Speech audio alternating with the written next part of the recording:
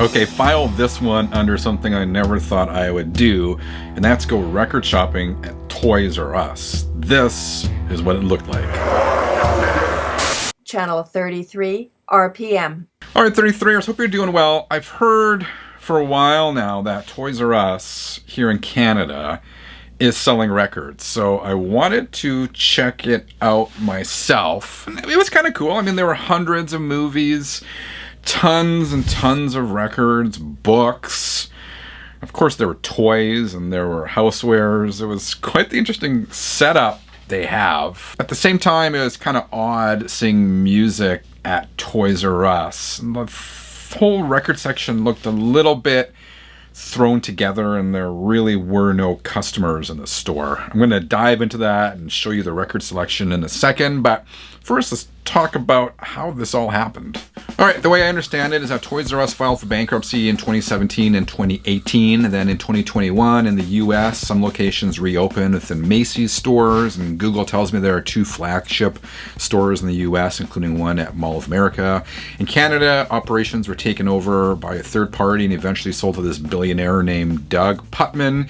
He's the CEO of Sunrise Records, a chain of record stores in Canada. He also bought FYE. He's got a finger in the HMV pie, and he also owns he bought all the Canadian locations of Bed Bath & Beyond, which he renamed Rooms and Spaces. I'm going to show you more inside Toys R Us in a second, but first I want to talk about the sponsor of today's video, Sidetracked Workshop. These guys make awesome record storage cabinets, which should look really good in your rooms and your spaces. These cabinets are the real deal, man. High quality all wood construction, handcrafted in the USA by Sidetracked Workshop.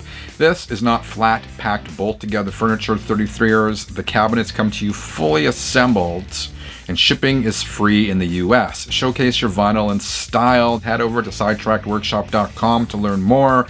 And when you're ready to buy one of these cool units, use code channel33 for a 10% discount. Now back to Toys R Us. All right, here's some more inside the Toys R Us. As I said, it's kind of weird because it combines like the toy store, the movies, the music, housewares, all into one space. Was I impressed with it? I don't know. As I said, it felt a little bit thrown together. They're calling the record and music and movie section within Toys R Us the HMV shop. And HMV used to be quite huge here in Canada, and the stores were well put together and whatnot. And this one, as I said, seemed kind of thrown together. The records weren't sorted in the best way, I guess. It was missing dividers and stuff. I found it kind of hard to find stuff. And as I said, it almost seemed like having the records there was an afterthought for the store. That said, I don't want to be too critical about it. The selection was fairly decent, particularly the movies. There are a lot of movies there, and the record selection wasn't bad either. The prices weren't always great. I know record prices have been going up, but some of them, once you start approaching $50 for a record, it's kind of getting up there in cost. But why don't we flip through some of these bins, and I'll kind of show you what I saw and show you some of the prices. All right, here's the first bin. I went after work, so I'm wearing my dress shirt. If you see my sleeve there, I got my dress shirt on. I went right after work. This was the soundtrack section. So it's Train Spotting. What else was in here? A bunch of stuff. Cheech and Chong, Up in Smoke. I always love that movie, but the price on this one was $46.99 Canadian. I'm making a mess of these records. Sorry, guys. As I said, if they had dividers in there, and I don't know, I wouldn't have that issue. But yeah, I'll leave all the US price equivalents on the screen so you can see what this is in your currency. Policeman, I love the Police. Again, $47.99. I think that's a single record, so it wasn't cheap at all. I thought we were in the soundtracks, but now it kind of looks like we're into classic rock. Got the Beach Boys, the Kinks, Motorhead, Phil Collins. Maybe it's not classic rock, Duran Duran. I'm not really sure how this section is organized at all. $40 for Phil Collins. So maybe, I'm not sure what this section is. So let's try this one. Got Nirvana, Weezer, Avenged Sevenfold. So this must be rock. I'm not sure what the other one was. As I said, the organization of the space could use a little bit of help. Sabbath, $38 for Master of Reality. What else? Megadeth. This is the heavy metal section. This has to be the heavy metal section. Pantera, Poison, Metallica. All record stores seem to have a pretty decent Metallica section nowadays. Shinedown, Disturbed, Sepultura, more Sabbath. See, like even the Sabbath wasn't together. We had Sabbath earlier. Now we got some more Sabbath. That one's $35 for Paranoid. What else did we have in here? Running Wild. More Motorhead. We saw Motorhead in the previous section. My advice for Toys R Us would just be to spend a little more time organizing the records. Put some dividers in there. Lump like bands together. Black Sabbath is $47. More Disturbed, Sepultura. See, they're kind of like, there's not a lot of rhyme or reason, so Clerk has to spend a little bit of time organizing that space a little bit more, I would say. Let's check out this section. So you go from Bon Jovi to Deftones to Darkness, Chili Peppers, Tom Petty, The Cure, Alice Cooper. See, again, this must be the rock section, but it doesn't appear to be in alphabetical order, so it does make it hard to find particular artists if that is what you're looking for. So the Darkness back there, Godsmack, Alice Cooper. This is the $40 for the Killer reissue. Ramones, Aerosmith. I wanted this one, but I didn't want to pay $40 for it, so it went back in. Led Zeppelin, some 41. Again, more Motorhead, Def Leppard. Decent selection of records anyway.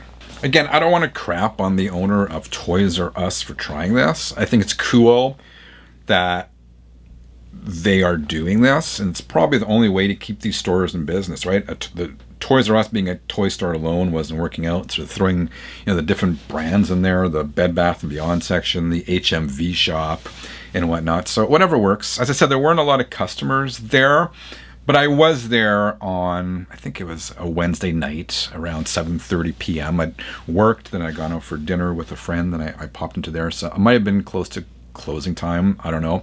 Hopefully people are buying stuff there. And again, my overall impression was, in addition to not being super well organized, is a bit dumpy. Even outside, the color on the Toys R Us sign was fading. So I guess they don't want to invest maybe a ton of money into this until they make sure it's working. I'm not sure. I will drop by again at some point just to see what's going on. One more thing. Earlier in the video, I told you that the person who owns Toys R Us and operates HMV also bought this chain of record stores in Canada called Sunrise Records. It started off, I think, at like 10 stores, I think small now. They've expanded across the country, taking over a lot of spaces that were formerly HMV, and they're rebranded.